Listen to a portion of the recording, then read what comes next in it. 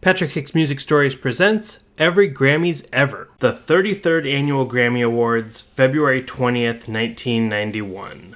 So we are halfway through the series, and so far I think I've been pretty kind to this awards show that I don't really like. But now we are into the 1990s, the decade where I first started watching the Grammys, and in my opinion, the absolute worst decade in the show's history. It is a parade of wrong choice after wrong choice, embarrassment after embarrassment. Now, I don't think tonight's show is particularly bad, although it was poorly reviewed at the time. Variety called it one of the most unmemorable in memory, but there are some bright spots. First of all, Best New Artist, they absolutely nailed it. There were some strong nominees, Wilson Phillips, The Black Crowes, but the winner was Mariah Carey. Perfect choice. If we are rating Best New Artist winners by their eventual careers, this is like a top 5 pick. Mariah becomes one of the most successful and iconic artists of the decade ahead.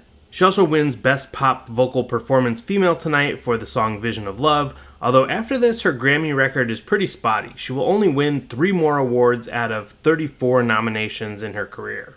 Then we get to Song and Record of the Year, and there are some decent nominees, but some really bad winners. Probably the most deserving song in both categories was Nothing Compares to You, which was written by Prince and had been performed by Sinead O'Connor. It's nominated in both categories, but it loses in both. And this is probably because Sinead O'Connor publicly declared that she was boycotting the show because it celebrated commercialism. That same Variety review said that her not appearing on the show, despite having what they said was the year's most compelling record, doomed the show from the start. She does get a win tonight, though, and we'll talk about that later. But also in the Song and Record of the Year category, we see Mariah's Vision of Love. In Record of the Year, we have the first ever rap song nominated. It's MC Hammer's You Can't Touch This, but it's still the first ever rap song nominated. And in Song of the Year, we have Hold On by Wilson Phillips. And the other 2 nominees in Song and Record of the Year split the trophies. Song of the Year went to Bette Midler's From a Distance, making her sort of the first back-to-back winner since Roberta Flack, although neither Bette Midler or Roberta Flack wrote their songs, so they weren't the actual winners of the award, but they're the ones that sang the song that got the win, so this category is always kind of weird. From a distance, the world looks blue and green.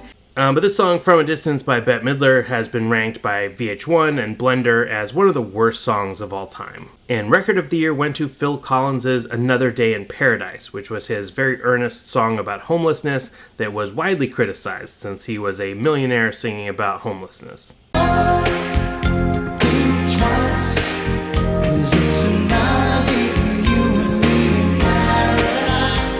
But this song does have the distinction of being the very last number 1 song of the 1980s and the very first number 1 of the 1990s. It was also Phil Collins' last ever number 1 hit. Okay, now on to some good stuff. I said we were going to talk about Sinead again. Tonight they finally introduced a Best Alternative Music Performance category. After a whole decade of completely ignoring alternative music and college rock, they finally give it its own category, and we see some great nominations. Kate Bush, The Replacements, but Sinead gets the inaugural win in this category for her album, I Do Not Want What I Haven't Got.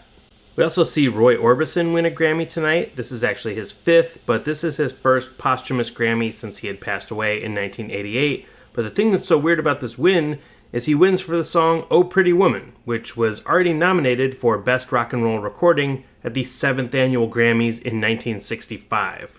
But this win is for a re-recording of the song from 1988, but was probably helped by the fact that in 1990, the movie Pretty Woman with Julia Roberts and Richard Gere was released. Then there were also 2 pretty interesting Lifetime Achievement Awards tonight. A year after Paul McCartney got his Lifetime Achievement Award, John Lennon got one, and they also gave one to Bob Dylan. The Grammys really wanted Dylan to perform for his own Lifetime Achievement Award. He was reluctant to do it, but finally about 10 days before showtime, he agreed to do it. He came in and did a rehearsal, but then live on the night of the Grammy Awards, when he started playing his song, it wasn't the song he had done in rehearsal.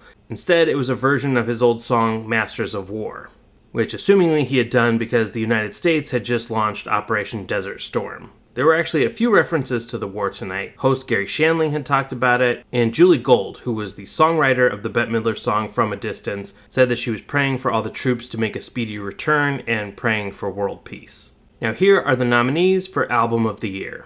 Best New Artist winner Mariah Carey is nominated for her debut self-titled album. MC Hammer is nominated for Please Hammer Don't Hurt 'Em, the first rap album to ever be nominated for Album of the Year, along with the next nominee, Quincy Jones' Back on the Block, if you count that as a rap album. This album blurs the line between a lot of different genres, but it does feature appearances by rappers Ice-T, Big Daddy Kane, Kool Moe Dee, and Melly Mel.